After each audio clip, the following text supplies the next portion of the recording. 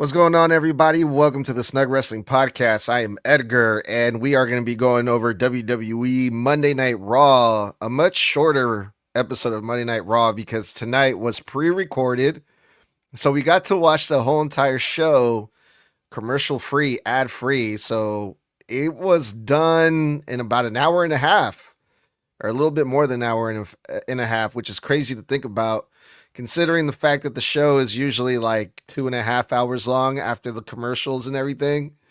It goes back to about an hour and a half, which is lovely, man. I can get used to that. Except for, the fact that these are pre recorded, which means that the show has been spoiled already for the most part. All the results are online and everything. So it's kind of hard to avoid that. But overall, still a really enjoyable Monday Night Raw, I thought. And we're here to cover it all. Mr. Blood and Tommy are here to help me. Like always, what's up, fellas? Happy Monday. Yeah, man. The Raw before Christmas, next week being the final Raw of the year. Yeah, the episode clocked in at an hour and 34 minutes, which is criminal when you really sit back and realize they do a whole fucking almost hour's worth of advertisements usually. Jesus Christ. I almost felt a little disgusted. And I was like, okay, well, this is commercial free.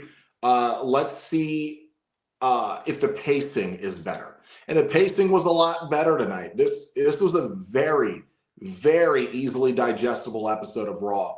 One thing I also realized that I think cut the runtime down, a lot less backstage segments. A lot less. Usually you'll get like anywhere from 6 to 8 backstage segments every Monday Night Raw. Tonight we had maybe four. And they weren't anything significant. Like we had one interview with Jackie Redmond, maybe two. That was it. Normally we'll see her like 3 times. We'll see Adam Pearce 2, 3, 4 times. They'll be cutting back to random shit in the clubhouse once or twice. Like this was a very digestible episode of Raw. Which honestly made it also that much more enjoyable. In my opinion, I actually enjoyed the setup because in Vince's day, he didn't give a fuck. If Raw was on Christmas Eve, your ass was working. Christmas Eve episode was live, and it was the same full hour of filler bullshit with one of his biggest superstars dressed up as Santa Claus. Like that's just the Vince McMahon Christmas way.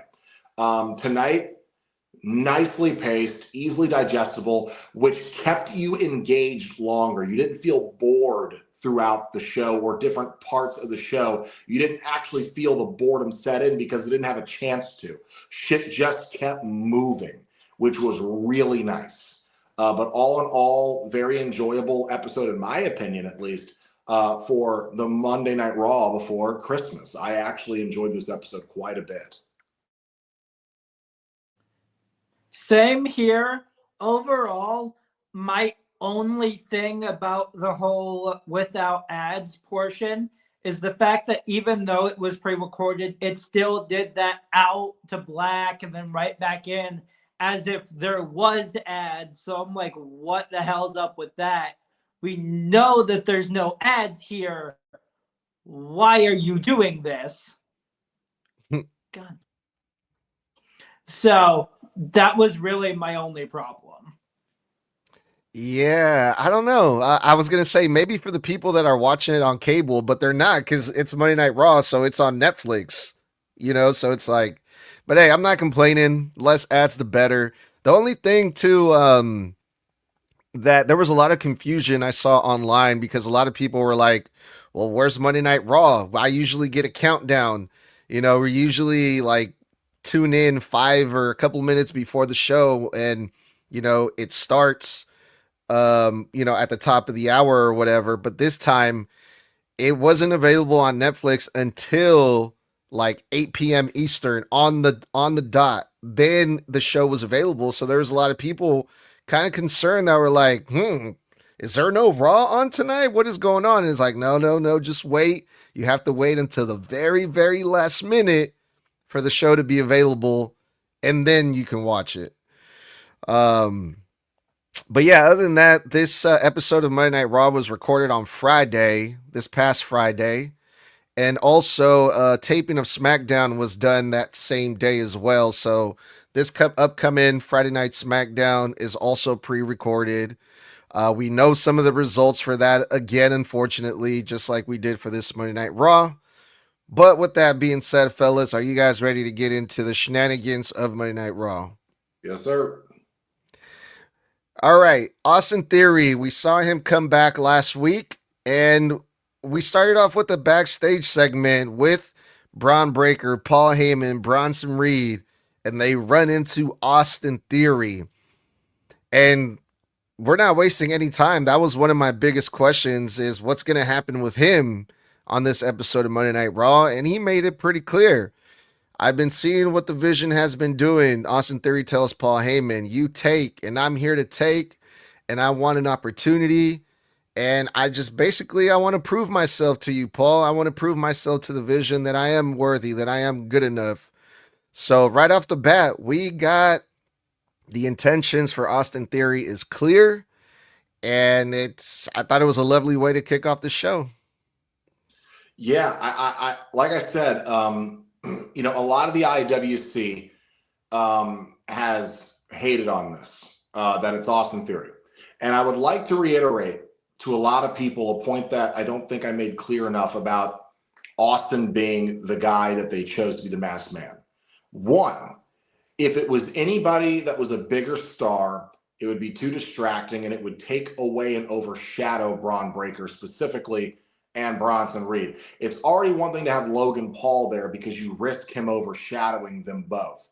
He wasn't even on this episode. However, when it comes down to Austin Theory, you also have to realize Austin Theory was already rumored to be joining the Vision way back in August when those reports came out that they were talking about this. So it's not the biggest surprise in the world. They probably had to change his involvement in the Vision because of Seth's injury. Instead of having him join them straight up, he had to become the masked man so he could be a surprise so they could reintroduce him to the audience. And all the IWC is talking about is, oh man, you know, they shouldn't have freaking had him. Even Busted Open Radio was like, oh, you know, it was really lackluster. It was underwhelming, the response he got. Now we find out, in all fairness to Austin Theory, they pre-recorded episodes of Raw last week and SmackDown, like last Monday Night Raw when he came on. They had already taped a whole episode of SmackDown right before they started recording Raw. The audience was exhausted. Hence, the lack of extra reaction he probably would have gotten from a tired 5-hour deep crowd. So I was worried about that same thing tonight because they also recorded this episode in junction with last week's SmackDown that was recorded for this upcoming week. And I was worried it'd be the same thing. Seeing him is great. I like that he came in and they don't just break canon, right? There is a chronological order to this man's career. He's not some new superstar. He's barely been repackaged. It's just an attitude shift. He's more serious now. He's back with a vengeance. And I like that he admitted to the shortcomings in his own career. Like, look, when I was here before, I didn't take it seriously. I didn't grab the ball like I should have. I this, I that, I this, I that. But let's not remember, they had this kid beat John Cena, of all people, at WrestleMania. Somebody that Gunther struggled to beat, Austin Theory beat. Okay, that's a big deal. If we're going with chronological history, Austin Theory is a threat. He has pinned John Cena in WrestleMania, for fuck's sakes. He has been a United States champion. He has beaten Seth Rollins before. Okay, so this is not like out of nowhere for him to be here. There is actual evidence as to why he should be. And I'm here for it. And if I remember correctly, he's also a multiple-time tag team champion, is he not? So there's that onto that list as well. So for the people saying, oh, it was underwhelming, yeah, but they also pre-recorded a damn show directly before that, which means, guess what? What y'all are saying is irrelevant at this point. But when it comes to Theory's track record, there is no denying how big this man actually is, and absolutely would have gotten so much more of a bigger pop if they hadn't already pre-recorded an episode of SmackDown. Plain and simple, there's that. I do love the fact that he brought up how the Vision started and how they would attack literally everyone they wanted to and everyone they could. So him going, hey, look, y'all did this. I'm literally just doing the same thing. I am showing that I will not be stopped at this point. So here's a fun fact, you guys. I got to make a quick correction because Eric Padilla, our friend from the SDM podcast, was actually at the double taping in Hershey, Pennsylvania last week, where Austin Theory returned. And basically, the way that they recorded the show was they did the first hour of SmackDown. They recorded that first before Monday Night Raw. Then they recorded Monday Night Raw. And then they recorded the second hour of SmackDown after Raw, which is really weird. But I think they just, for some reason, started late. And maybe they were like, oh shit, well, Raw is live, so we have to record Raw live, but we'll just record the second hour after Raw, if that makes sense. But as far as Austin Theory's reaction from that night, I was told that the crowd actually popped for Austin Theory, but for some reason they didn't really capture that on TV, which is, I guess, it's a lot different if you're there in person. You can hear the crowd reaction, but it didn't really do it justice on TV. But Austin Theory's reaction was pretty good from what I heard. It also might be because of the type of stadium or arena they were in. Sometimes, depending on the building you're in, the acoustics really do fuck with an audience's reaction coming across on live TV. You know, we've had a lot of WrestleManias with open stadiums, like open ceiling stadiums, where people, like even the wrestlers are like, you know, you'll be in the ring and it just feels like you're not getting a reaction from anybody. But then you realize, no, it's because all the sound is traveling up and out of the arena because there's no roof or ceiling for it to bounce back down on. When it comes to Austin Theory, one thing I'd like to highlight that I really liked that he had said here was that, you know, the reason I kept the mask on is because I wanted you to see my actions before you saw my face. Mm-hmm. He's like, I wanted you to know what I was about and see that I was on your side before you realized who it was. So it wouldn't matter that it was me. You would only see that I was helping you, essentially. I like that nugget there because I think something that's very important to realize here is you can already tell Paul Heyman is extremely curious. He likes him, but he is extremely curious because I think Paul maybe already assumes he's an agent for Seth, which I definitely got energy from that tonight because he's no longer using that A-Town down fucking finisher, that horrible finisher I'm glad he stopped using. The fireman's carry into a face knee buster. He's using the stomp. So, and remember, guys, he was a disciple of Seth Rollins. When Seth was the Monday Night Messiah, he was one of his disciples. And now he is utilizing Seth Rollins' finishing maneuver to win matches.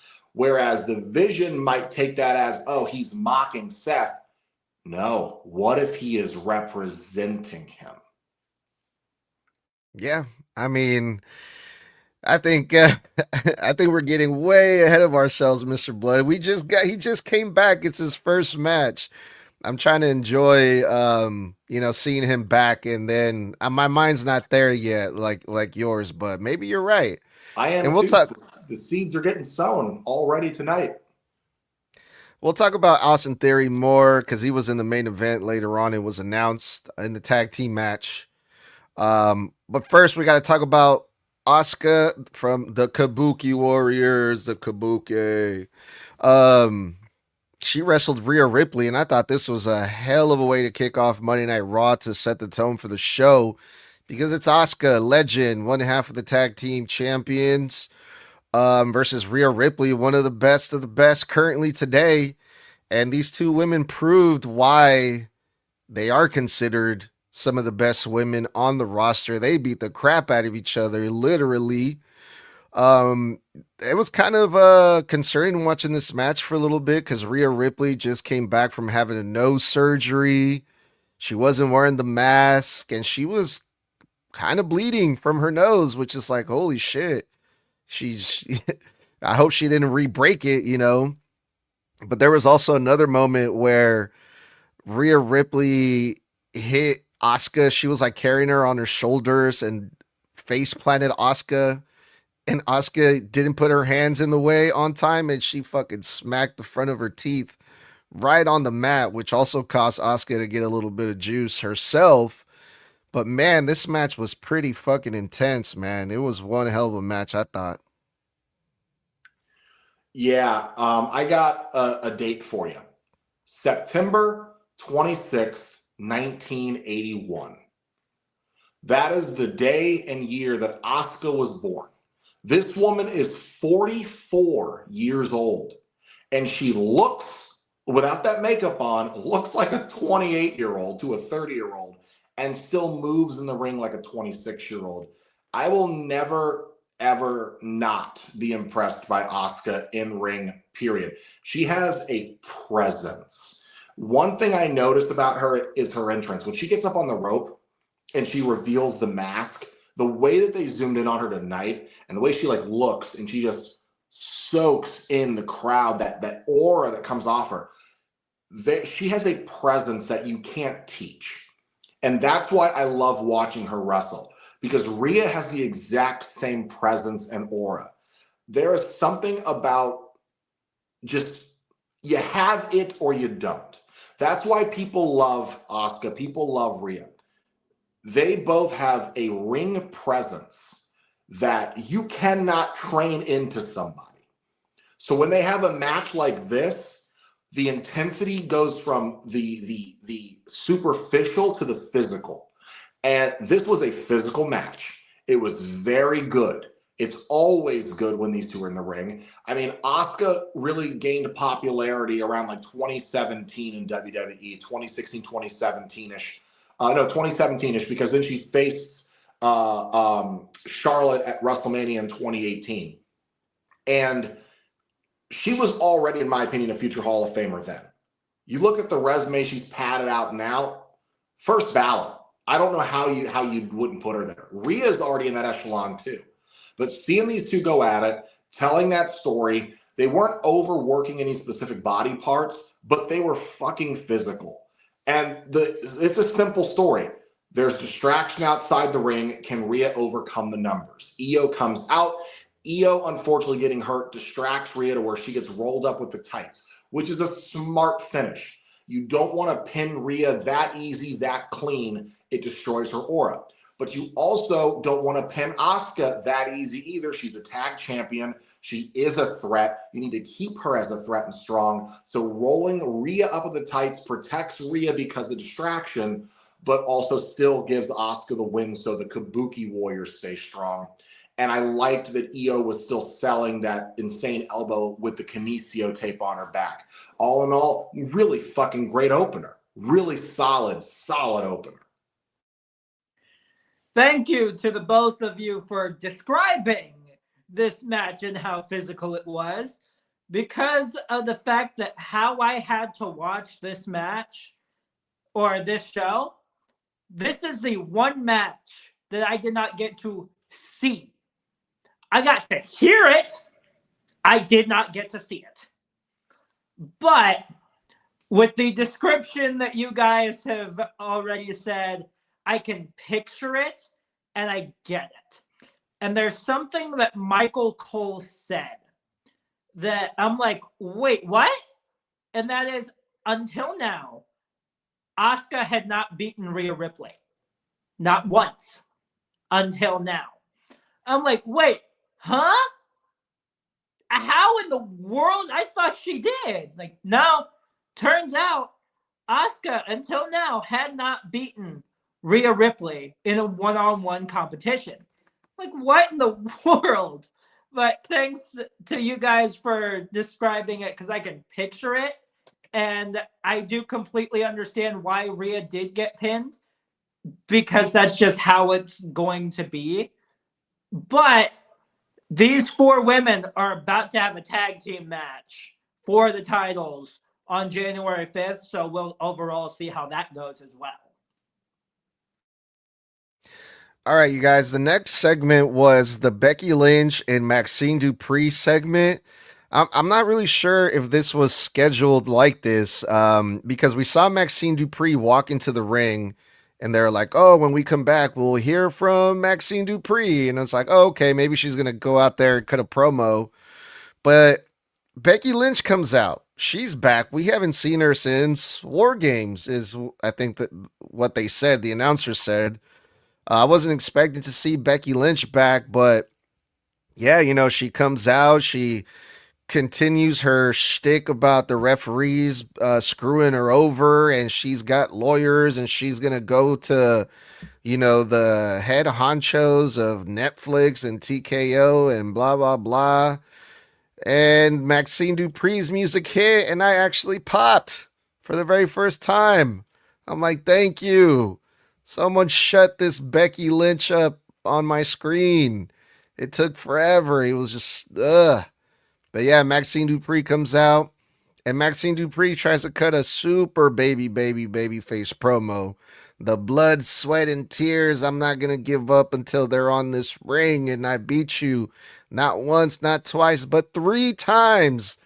Maxine Dupree reminds everyone how many times she's beaten Becky Lynch. Becky Lynch does not like that, obviously. Cheap shots, Maxine Dupree. And they're going to have a match soon, but we saw a little preview of this that I thought was really interesting, because Maxine Dupree got Becky Lynch in the ankle lock, and Becky Lynch tapped. And I'm like, whoa, Maxine Dupree, can she do it again?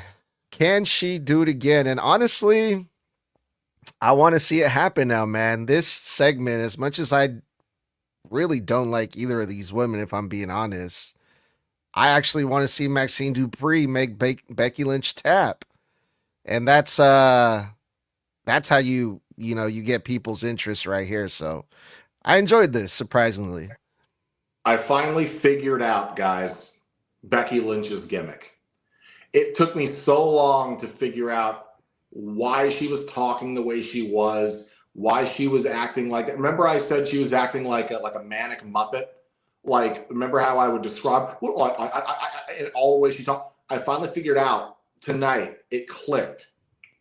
She's literally doing an impression of Donald Trump. She is. She goes, I'm the best there is. And it's not just me saying that, it's Sports Illustrated saying that, and other people. I'm the greatest women's professional wrestler of all time. I am. And I've got my lawyers, they're great lawyers. They're the best lawyers in the country, smart lawyers. I talk to my friends at Netflix, and not just anybody at Netflix, the bigwigs, the biggest bigwigs at Netflix. I finally realized she's literally stealing Donald Trump's cadence. I can see that. Figured it out. And I realized she's doing a better Donald Trump than Donald Trump. But when it comes down to it, Becky does her shit. Maxine comes out looking like a champion, which I love. That's what I like about the Raw Women's Champions. They dress like champions. They dress professional. They come out with a presence, shoulders back, chin high. They feel like winners. And, other than that shit Tiffany Stratton was doing with her fucking ass hanging out as much as she possibly could with her tits perked up, not looking like a champion. And you got Stephanie Vaquer dressed in a full-blown, nice, blouse. And she just looks so professional. But when it came down to it, Maxine cut. You never hear Maxine cut promos. Very rarely do we ever get to hear this girl cut promos. You know what the art of the promo is? What the number one thing about your promo needs to be? Believable. And when Maxine cut that promo, she did not sound like she was reading off a script. It was very baby face, but it sounded like real sentences coming out of her mouth. Not like, I love Charlotte Flair to death. I love Charlotte, but she's never cut a promo that sounded believable, ever. She'll go, I don't know who you think you are, but I am the queen But like when Maxine's out there, she goes, and I'm not going to stop until my blood, sweat, and tears are in this ring, and I put you down because I didn't beat you once, Becky, not twice, Becky. I beat you 3 times, and I'm not just their Intercontinental Champion. I'm your Intercontinental Champion. She sold it. She made me believe that she believes. That is the art of a promo. Her cadence was perfect. For a girl we never hear talk on the fucking mic, she knows how to talk on the mic. They gave her some babyface shit, but she made it sound real. That right there is her making significant progress. That right there was a massive, massive bump for me. When it came to her getting sucker punched and Becky getting the shots in, I was like, okay, they're going to beat her down so she can come back and win strong. Now I'm worried, guys, because when she picked the leg and turned it on Becky, locked in the ankle lock, and then did the cinch in when she laid on her back and did it, the moment Becky tapped, I popped, and then a moment later I realized I think Maxine's losing. Because I don't think they're going to have Becky. Look, Becky already put her over 3 times. I don't think they're going to have her do it a 4th. And if they've already had her tap once legit in a match and then have her tap right here in a segment, I am so worried that they're going to get us all the way up on the top of that fucking roller coaster, and then Becky's not going to tap, and I think Becky is going to beat her and win that IC title back. That's what I'm worried about. And then the moment she does, light it up, light it, light it, light it tonight, and I think AJ Lee versus Becky Lynch at the Royal Rumble. Fucking yes, Liz! Although it would hurt to watch Maxine Dupree lose that Intercontinental title, specifically because of the fact that, hey, we finally got Snug into it. We finally sort of got him into Maxine Dupree, at least in the slightest. But, see, look, I see that damn smile of yours. Fuck off. But hey, we at least got him in there slightly. But she is absolutely believable, and everything that Blood said is absolutely right, because it's true. Everything that she said it with an absolute purpose to fully dig into Becky. That was her entire plan. And for the most part, it worked, because clearly she pissed her off enough to strike her. So there's that. But that ankle lock, I'm in that same boat, Blood, where I am worried at this point. But for all we know, she could still retain. But I do see more of Becky gets it back, and then we get that AJ and Becky match that we've been looking forward to. Yeah, out of all the matches that these two women have had versus each other, I think this one's the only one that I'm actually looking forward to because of how this whole thing went down tonight. You know, because you guys bring up great points. Yeah, like, I don't know if she can do it a 4th time. Is Becky Lynch really going to go out like that? Is she going to tap? You know, it's interesting. It's going to be a good match because we know what Maxine Dupree's going to go for. We want to see her get that ankle lock in. And when she hits it, what's going to happen? You know, so it's going to be good. So I'm really kind of, looking forward to that. I don't agree with you guys when you guys say the promo was that good, but that's just me. But yeah, man, we'll see what happens. When is this match supposed to take place? Did they say? I think it's going to be either next week or on the 5th. I know it's because they showed us an advert for it. Oh man, if it's next week. They showed us an advert for it because they put them side by side, and the first thing I noticed was the weird grain effect filter they used on Becky Lynch's face. Looked like the whole left side of her face was swollen. But I think it's either next week or it's on the 5th. It's one of the two. But I hope it's on the 5th. I hope it's on the 5th because if it's next week, that means I think next week is also pre-recorded and we're probably going to get fucking spoiled. I don't think next week's pre-recorded because it's the 29th. So everybody should be back from their Christmas stuff. I think this week is Next week Okay. should be live. Because I think next week we have like, what, 2 title matches next week? We've got triple threat women's, and we also have the tag titles on the line. So unless they throw her in there for a 3rd title match, they might be saving it for Monday Night Raw on the 5th, on the anniversary, so they can pad out that card as well. Yeah, that makes sense. All right, you guys. Up next, we had one of the greatest luchadors, the historical Rayo Americano. I remember, when I was a kid, I used to watch him wrestle too all the time, with all the greats, back in the day in Mexico. And he's in WWE, making history like always. No, I'm just kidding. This is clearly Pete fucking Dunne.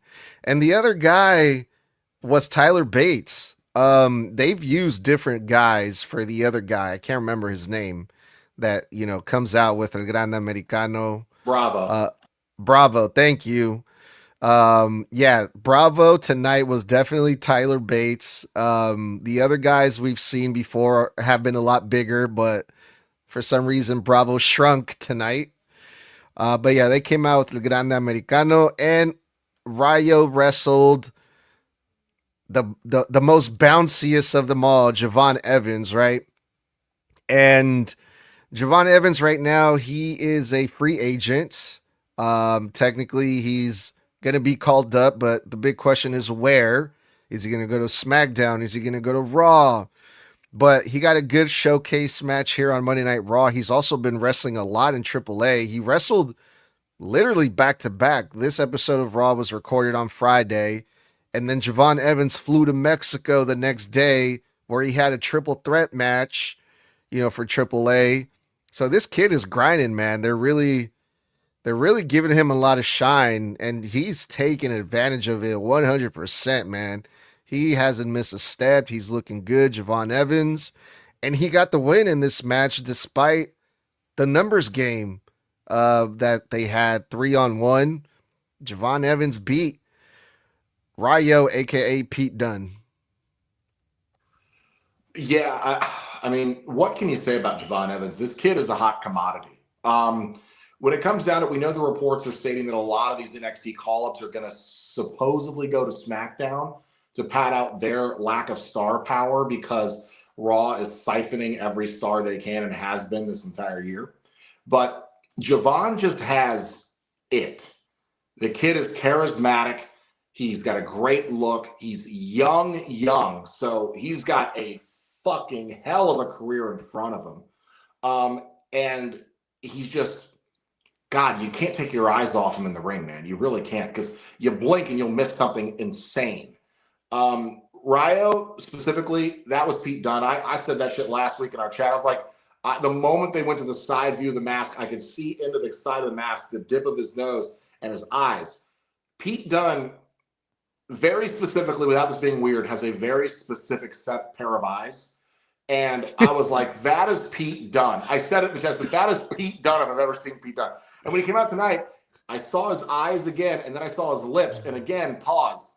But when you see a guy who always wears a mouth guard, you always focus on the lips because his mouth's always partially open when he's making his facial expressions. But he has this very specific set of eyes with kind of these like very British bulldog droops to his eyelids. And I was like, that's fucking Pete Dunne. But then when he did went for the moonsault, I was like, that's absolutely Pete Dunne, because Pete Dunne does the moonsault. But when it came to Bravo, I was like, that's Tyler Bate. But that has been Tyler Bate before, because that hair tuft, Tyler Bate has that chest hair. And we've seen Bravo have that on and off. And I'm like, that's absolutely Tyler Bate. So maybe they have him, he is supposed to be Bravo, and the other guy fills in whenever they need him to or something. Or they were trying to figure out who worked better. And we all know Ludwig Kaiser is El Grande. But when it came down to it, the match was fun. I wouldn't say it was great. I'd say Javon looked awesome. I would say that because it is Pete Dunne in there. Look, Pete Dunne's not a trained luchador. He's never trained in lucha libre. He's a mat technician brawler who does joint manipulation. That is Pete Dunne. So when you watch Pete Dunne in the match, you expect the joint manipulation. You expect that mat technician brawler style. That is not how lucha libre wrestle. So you have a bunch of guys who don't do lucha libre. Wrestling is lucha libre, so it doesn't feel as flashy. It's almost kind of underwhelming. Then you have people who are pretending to be lucha libre across from a motherfucker who is a legit high flyer, and they pale in comparison. So I think it was a good match. It did what it needed to do. Javon got the win, which is what we need to do. Keep this kid strong. I think he's Monday Night Raw coded personally. When I see Javon, I feel like he's a perfect fit for Monday Night Raw. I genuinely do. Really quick, Tommy, before you go into your spiel about this match, we got a couple comments here. They want to know, hey, Tommy, that belt looks a little big on you. What do they say? Oops, wrong one. Sorry. What the? Is this one? All right. That belt looks a little big on your shoulder. Are you down to mud wrestle me for it, big guy? Hey, what about that, Tommy? No. So I'll take it off And before any of here's you the guys reason do. fucking why. Oh, it's What is signed. that? It's a signature. It's signed by Cody. Hell Oh, yeah. nice. They also say, who's your tag team partner, Tommy? Bring your mystery partner, Tommy, and I'll bring mine. I'm challenging you for that tag team belt in a good old fashioned mud wrestling match. I'll be his mystery partner because I actually am a pro wrestler and I used to backyard wrestle, so I'm used to wrestling in the mud. And Tommy will retain. Damn, this show is getting weird. So, with this, that's absolutely Pete Dunne and Tyler Bate. There ain't no fucking doubt about it. But when it comes to Javon Evans, just imagine what's going on in this guy's head right now. Being shown off on Raw for the past couple of weeks, being shown on SmackDown on multiple occasions, being shown out on AAA shows, being on the card for Cena's last fucking match less than 2 weeks ago. Imagine what's going on in this man's head. And he is only 22. No, 21. I stand corrected. That's even better. Imagine being 21, getting to do all of that, and not have your mind go all over the damn place. Just in excitement and all of that. There is no possible way that this man is not going all over the place mentally because of everything he's been through throughout this last couple of weeks alone. Now, with the match, Blood's right. It's not really that entertaining. It was entertaining just because of fucking Javon Evans. But it wasn't really that good, mainly because of the fact that Ryo, this man, Pete Dunne, I can already tell you right now, is still not used to wrestling in a damn mask. He is used to wrestling with a mouth guard in his mouth. And that's about it. So, when it comes to Ryo's side, clearly Pete Dunne, he's not quite used to that yet. He'll probably get better later on and get more used to the mask and being able to move around with it. But right now, he ain't there. Well, he's also completely wrestling against a style that he's wrestled for years. I mean, you're literally asking him to not wrestle the way he wrestles, but still go out there and wrestle. So it's like, I feel for the guy. I don't want to put all that on him because it's got to be hard to untrain yourself to ride a bike so you can learn to ride a tricycle. You know what I'm saying? He's not a high-flying lucha libre. Again, he's a mat technician brawler. Always has been. Ever since even NXT UK and on the indies before that. So let's give him time to show us that he can ease into it. But again, that'd be like asking Gunther, hey, Gunther, stop wrestling like an old school throwback brawler technician. And we want you to go out there and we want you to start wrestling like a cruiserweight. It's just like, what are you telling me to do? You're telling me to not be me. So let's give him some time, but I think he's going to ease into it. It's just growing pains. I don't think we're gonna see him wrestle again anytime soon. That's the thing. This was just to put Javon Evans over. Pete Dunne's a good worker. He's gonna make him look good. Put the kid over. But um so it looks like we got a challenge accepted.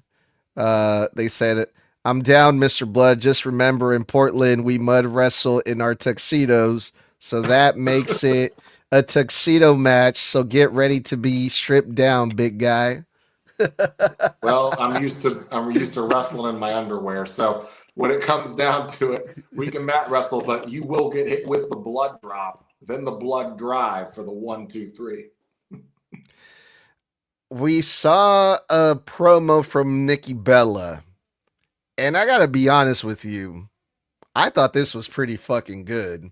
I can't. Okay, if I'm just comparing the heat that Nikki Bella has with me compared to the heat that I got with Becky Lynch, I can believe Nikki Bella is a total B word a lot more than Becky Lynch. I just don't believe anything Becky Lynch says.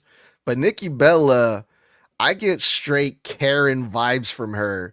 Like, I can believe that she really is a bitch, dude. Because she was like, I'm the big deal. I'm here now and I'm the Hall of Famer. And she shows off the ring and she's like, this is what a star looks like.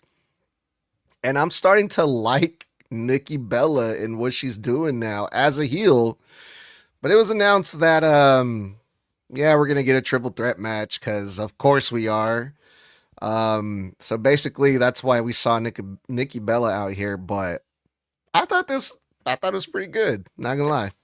I mean, the triple threat we all called saw coming, so it's not a big shocker there. But like, when it comes to Nikki Bella versus Becky Lynch and their believability as heels, let's not forget the first time they tried to turn Becky heel several years ago after the man gimmick, the fans kept trying to cheer her because no one believed that she was a heel because they were like, she's not a believable heel. She's too convincing as a baby face to buy her as a heel. She always has been. So when you see her as a heel now, it's weird because you're like, yeah, we get it. Okay, Donald Trump shtick. When are you going back to the man stuff, you know? I apologize. I had to cough. But when it comes to Nikki, if you remember her like in her original heel run where she was kind of on top, she was a believable bitch. Then you watch her on Total Divas, where even though it's scripted, she still came off as like a bitchy, whiny, all about me fucking girl. And it came naturally to her because I buy that she's probably sort of like that. She came up in the divas era.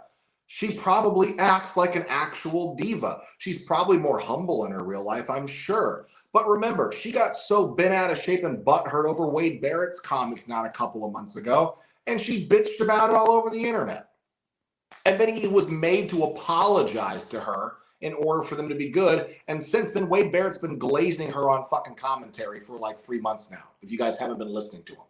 So she gets what she wants when she throws a fit. Instead of taking constructive criticism. So I believe the shit she said in her promo tonight because personally, I do believe she's probably kind of an actual real whiny diva who probably buys at least half of her own stock. But I couldn't be bothered to give a shit. One thing I will say about the show I hated was Corey Graves, who for me has been my least favorite commentator in the history of professional wrestling. I get being a heel commentator means to glaze, but bro, shut your fucking mouth sometimes, you whiny prick. Let's not forget this guy whined and bitched that Pat McAfee got the spotlight as a TV announcer, and they moved him over to NXT, and he bitched online about getting demoted because he wasn't famous enough, and then got complained until they put him back on the show.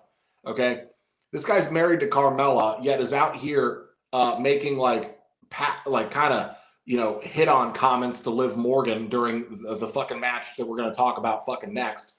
And then as soon as Nikki gets off the fucking announcer table, he goes, I don't think I've ever been that close to that big a star in my life. Motherfucker, you've literally stood in the same ring as Cody Rhodes, John Cena, fucking the under. Like, are you dude? Shut the fuck up. Go back to SmackDown or NXT where I don't gotta listen to you live. Fuck, he ruins every show for me. He really does. I'm sorry. This promo was fine. We're getting the triple threat we thought, but God, this show would have been a 5 out of 5 for me if Corey Graves could just evaporate. This is what we should have had. There is a certain commentator on SmackDown. Technically, either of these damn commentators would have been way better than fucking Corey Graves. Even Wade Barrett, in which I would be just fine with. But the other guy, my brain is not connecting with names. Joe Tessitore? Yes. He may have just joined WWE's commentator team like within the last year, but he's already doing way better than Corey Graves because holy shit. But as soon as she came out, I'm like, Nikki, get the fuck off my screen. Go away. Go away. I don't want you here. Get off my screen. So that was my immediate thought. And then she opened her mouth. And I said even more, go away. I do not want you. But plain and simple, here is this. What she said, though, was pretty convincing, in my opinion. The only cringy part was her randomly showing off her ring like it was a damn wedding ring all of a sudden. So that was really my only problem with it. Like, why are you showing off your Hall of Fame ring like it's a damn wedding ring that you're wearing for the rest of your damn life? Because the person she could have married just retired and she already got divorced from the other guy she was married to. The only ring she's got left to show off.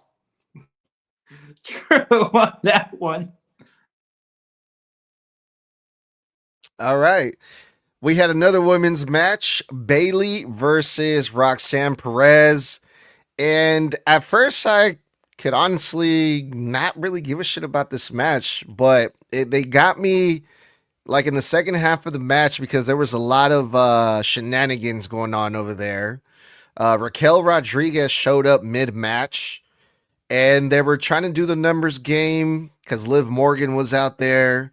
So it was basically a 3-on-2 situation with Lyra Valkyrie being out there. And unexpectedly, Bayley still got the win over Roxanne because of miscommunication between Raquel and Liv.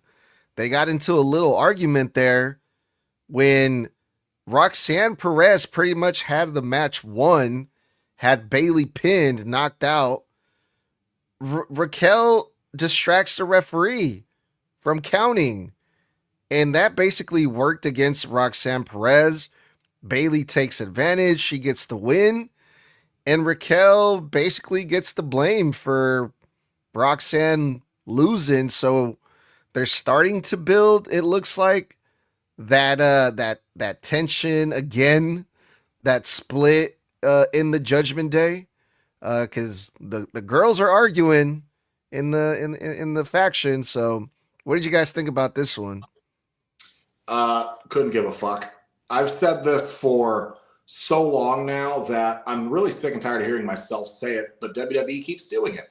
And that is pairing any combination of Bayley and Lyra against any combination of Roxanne and fucking Raquel, of any one-on-one, any tag. I'm so sick of seeing this shit. God, it's been like 4 months now of seeing these guys go back and back. I swear to God, Bayley has faced these two in some form or fashion more than anybody else she's wrestled this goddamn year on live TV. I swear to God, I'm so sick of it. So I couldn't give a shit about this match. And I still remain unimpressed with Roxanne, and it's not anything about her. It's just, I just don't care. Nothing she does grabs my attention. Everything she's done in the ring, I've seen someone else do before or better. But I respect her in-ring acumen. I respect that she's on TV. I respect that she's putting in the work. She's just not for me. I like the wrinkle of Roxanne, Raquel, being the one that caused the distraction when she's normally the one trying to keep everybody together. So I thought that was a nice turn of pace. I like that, Bailey got the win to kind of, give her back a little bit of her edge from having to put Soul over. But when it comes down to it, I'm not into the Lyra Bailey shit. I'm still not. I've told you guys for a while. I think the whole fucking, dissociative identity disorder fucking storyline is stupid. I also think it sends a bad message last week and this week. Hey, your friend's depressed and having self-doubt and doesn't believe in themselves, and you want to be there as a friend? Verbally abuse them, like Lyra did last week, to get them to get their confidence back. Verbally abuse and talk down to your friends, kids. Oh, and this week, whenever your friend's needing to feel psyched up and doesn't believe in themselves and they really need a win, assault your friend. Hit them in the face. Because that's what real friends do. Not only do we just verbally berate them, we also physically attack them just so they know that we believe in them. I thought that was just the dumbest shit ever. I think it's a horrible example to set for the younger audience who's going to see this. In an age where every kid under the age of 15 is depressed or dealing with self-doubt or confidence or issues or bullying, and they need their friends to rely on them, this is telling all these impressionable fucking children, hey, if your friend's sad, you should call them names. You should tell them about their failures. You should remind them that they're weak and small and pathetic and that you expect more from them, because that's exactly what a 10-year-old needs to hear. Merry Christmas. Smack her in the face. I thought it was the dumbest shit ever. I'm not with it. And I just need this. I need these people to stop wrestling each other for a while. Yes, it's stupid. But at the same time, when it comes to this match, there was literally only two things that was good about it. Other than that, the shit was bad. I didn't like it. The only two things that I was into was Raquel getting on the apron and distracting the ref, causing more cracks within the Judgment Day. Please disband this damn group already. And of course, Lyra smacking the shit out of Bailey. She's like, hey, this is not the Bailey I need. Like, that's how that went. And those were the only two good things about this match. And that was it. It reminds me of Scooby-Doo 2, Monsters Unleashed, the live action with Matthew Lillard and Scooby in the laboratory, where Shaggy's freaking out and like not sure what he's gonna do. So Scooby smacks him and he's like, thanks, I needed that. Smacks him again. Thanks, I needed that too. And then Scooby winds up and punches him right in the face. He goes, you're pushing your luck, Scoob. It's just like, who is this for? Who is it for? I'm just glad Bailey got the win because she needed it, man. Especially after losing to good old Sol Ruka. I'm like, damn, are they really gonna beat her twice versus another, next up and coming younger star like Roxanne Perez? But no, Bailey got the win, but it wasn't easy. They've been beating her all year, honestly, brother. I mean, Roxanne's pinned her a few times this year. Yeah.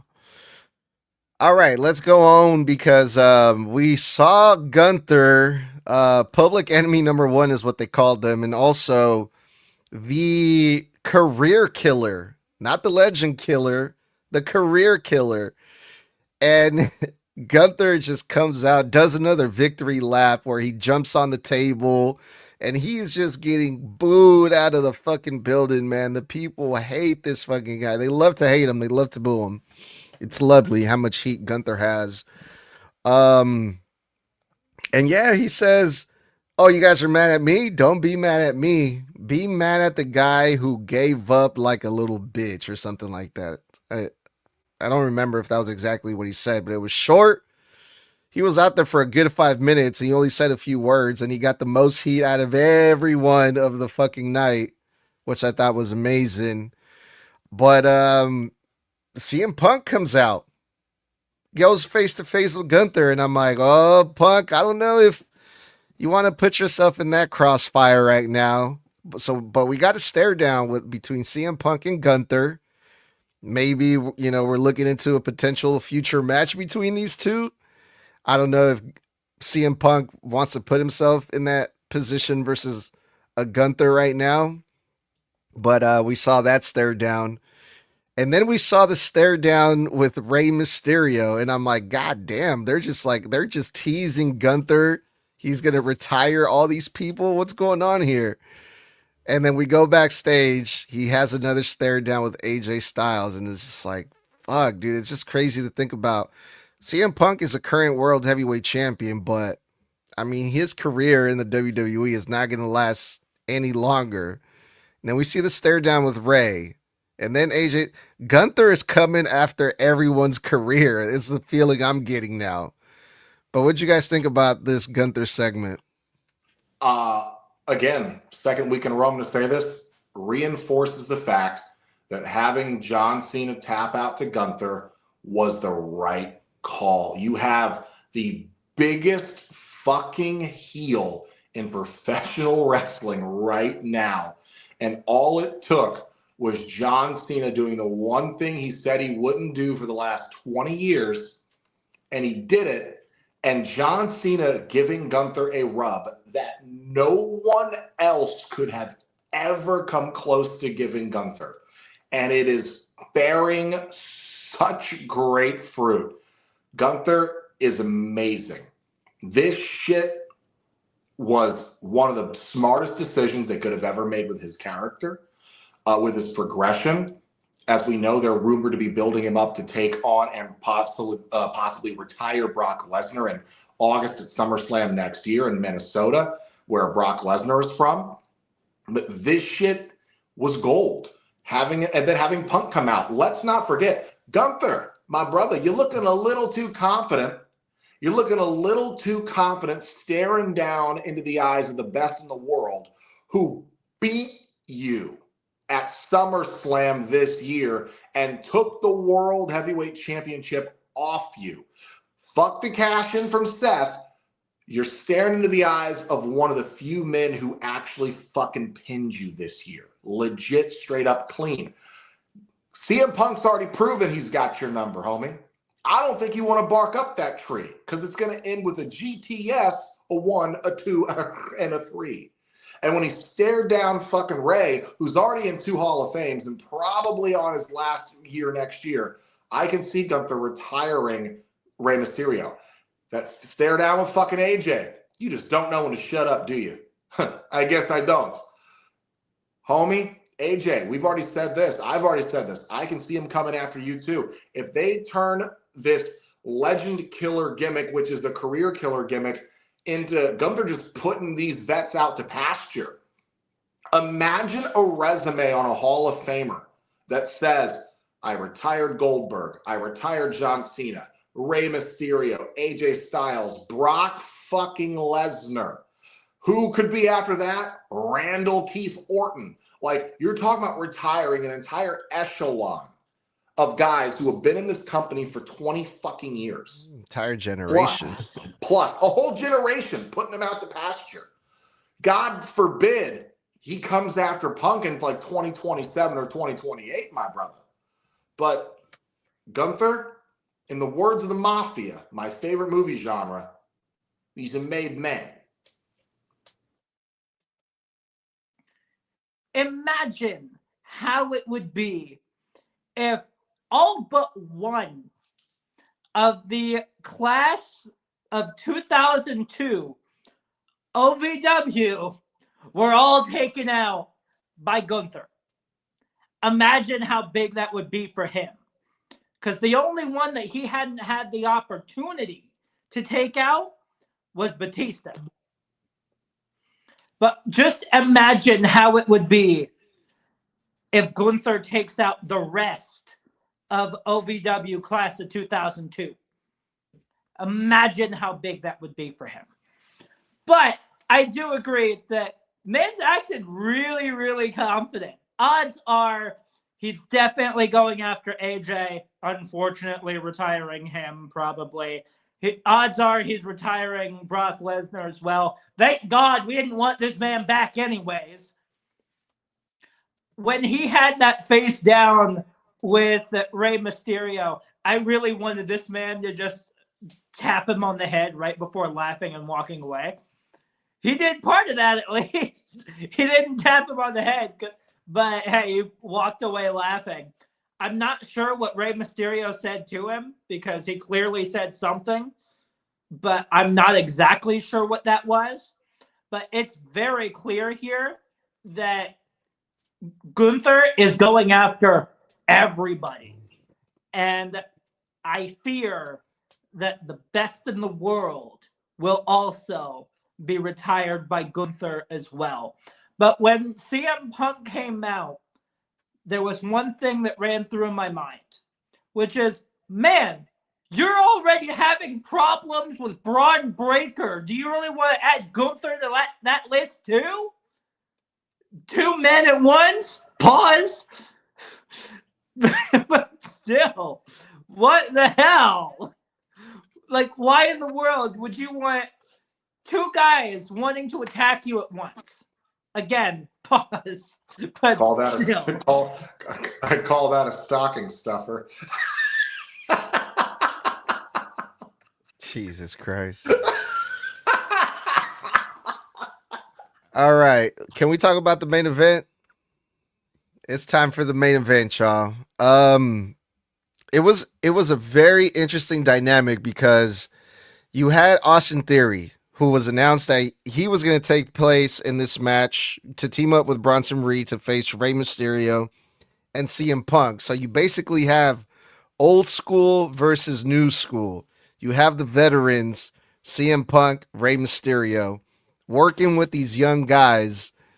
And it was like, the match was so good because we see the potential that Austin Theory has and Bronson Reed. They're the future. You know, they're the young heels coming after the respected and the loved baby faces in Rey Mysterio and CM Punk.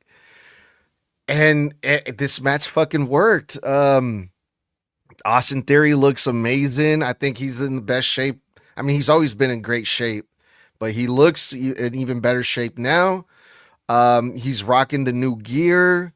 You know, he's got a different attitude. He's a lot more serious, more intense. He looked fucking great in this match, dude. His offense was, you know, it was on point. He's just so good. Austin Theory's so good. And also putting him with, again, Ray and CM Punk, veterans who are going to make him look good. I thought this was fucking amazing. The way that this was put together. The only thing that I am going to bitch about is if they're trying to put more attention on Austin Theory, make him look good, put him over, right? Did they at least one time mention the fact that he's a former United States champion and also someone else who defeated John Cena in the past? Because I don't think they did.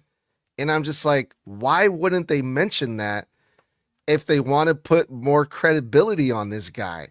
I would think like, hey, maybe this is something you should probably remind the fans. But other than that, I fucking love this main event. And I'm so glad Austin Theory is back. I do believe that they did mention he beat John Cena at WrestleMania.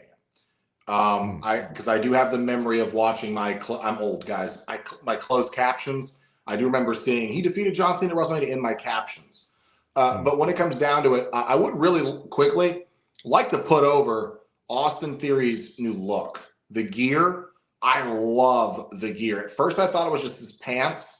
No, bro, those are like specially like made fucking wrestling pants with the knee pads like built in. There's really cool designs going across it. The boots look sick, bro.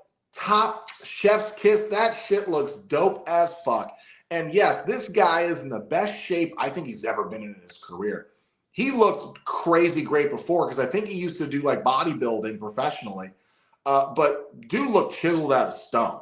I mean, bro's fucking lats are insane. But when it came down to it, I was worried what he would wrestle like in this match because we haven't seen him wrestle in a while. And, you know, absence makes the heart grow fonder. I've always thought the kid was athletically gifted. He looked insanely impressive in this match. He right out the gate, Gray tries to attack him. He catches him. He fights him off. Dude was snappy. He he was snappy. That's the best way I can describe his offense in this match. He looked quick. He looked crisp. He looked explosive, but he also looked contained. And I think that's top marks for him. I'd also like to put over Bronson Reed.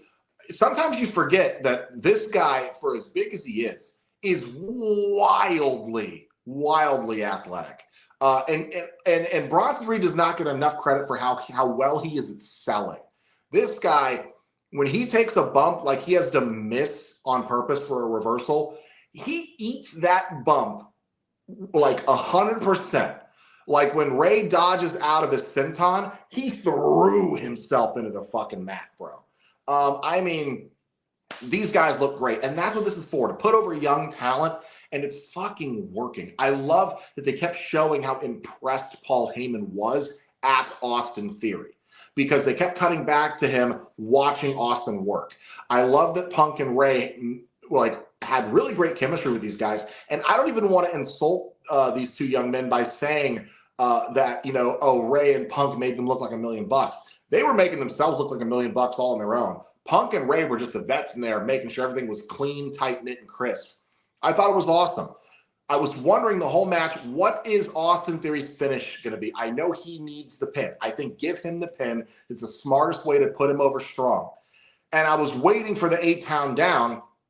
And then when he pulled out the stomp, I was like, yes, that's what it needs to be. Plant the seeds for Seth Rollins' return, but also that 8-count down finishing maneuver was terrible. Everybody knows how bad that fucking move was. One of the worst looking finishers we've ever seen. The stomp, he hit it. It looked perfect. Chef's kiss. He looked believable. Then you get the interference with Braun Breaker, who comes in and spears CM Punk. But I liked that at first they were fighting him off, because Braun comes in and just runs at him like a dog on all fours. I mean, the whole thing was set up, I think, immaculately. This was easily match of the night, though the opener is in very close contendership. This was the right way to put over the young guys, make Austin look great by comparison, and then still have Braun Breaker be the one standing tall. It checked all the boxes perfectly. Great ending to Raw. Yeah, it was a way better ending than SmackDown's was. I'll give it that. Because at least this ended in a, hey, if Breaker does this, if he spears him just like he did tonight and pins him, he's done. That match is over and he becomes the new world champion. So I absolutely love that compared to SmackDown's ending, which was literally just a wide shot of a brawl. And that was it. But the match itself, I completely agree. Match of the fucking night. Although I do also agree that opener is close, but this one edges out just a slight bit. Now, when it comes to Theory, I will say that when he first came out, I thought he was coming freshly out of fucking Jumanji. That was the first thing that popped into my head is, hey, did this man just exit the video game of all video games in Jumanji? Is that just what he did?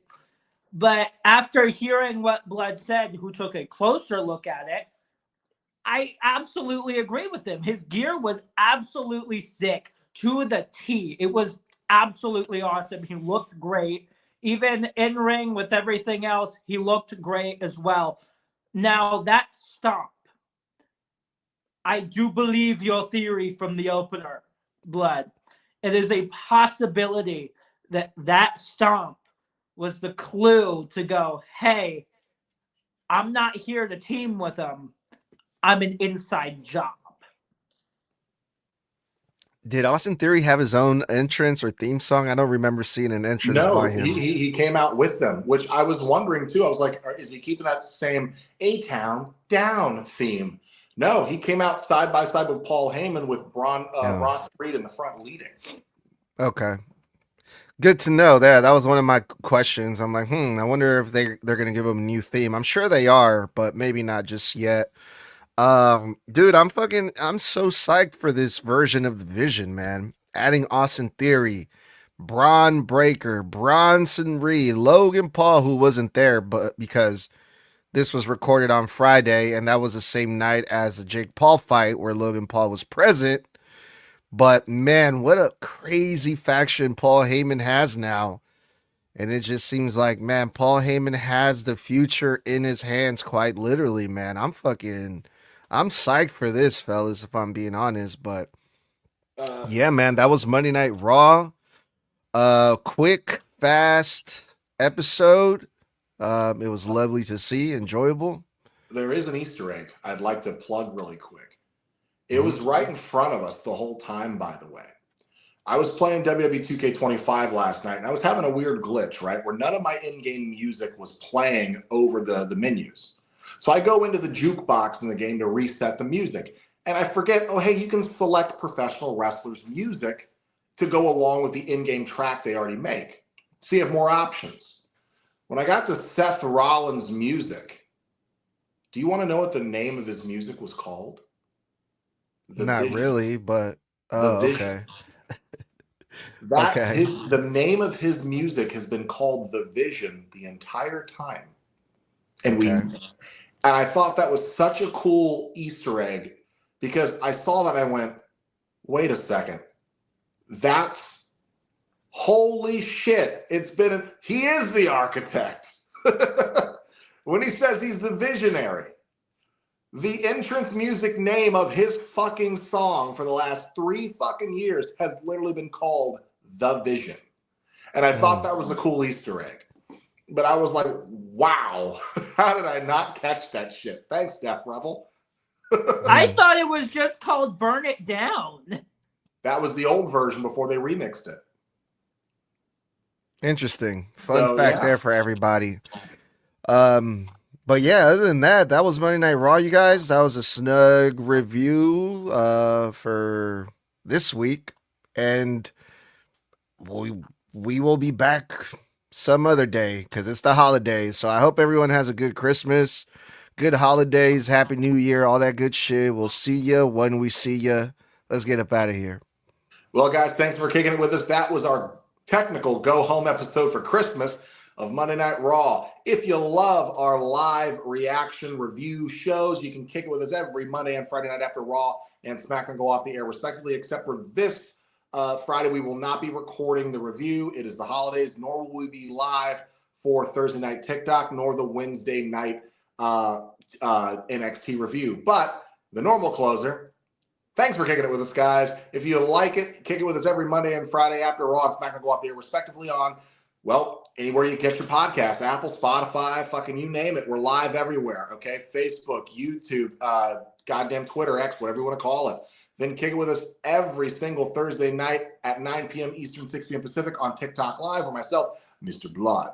And that handsome Mexican over there, Edgar, do our weekly one-on-ones where we answer random wrestling topic questions or, well, more pressing wrestling topic questions and answer your fan questions live. And for a live reaction content, you can check out all the social media as the actual shows are on the air. Segment to segment, we post just seconds later for reaction content. And to support the podcast, how about a little, pick yourself up a little Christmas merch. If you go over to our TeePublic at Snug Wrestling, where you can represent Snug Wrestling, your favorite wrestling podcast, and go ahead and pick up some Snug Wrestling merch with almost 100 different designs to go across tons of merch, not just shirts and hats, tons of other cool stuff too, cell phone cases, tote bags, stickers, magnets, your mother's ass tapestries, you name it, not in that order, and have yourself a very merry, snug Christmas. And we will be back next week for Monday Night Raw. So until next time, guys, stay safe, stay savage, stay snug. Merry Christmas.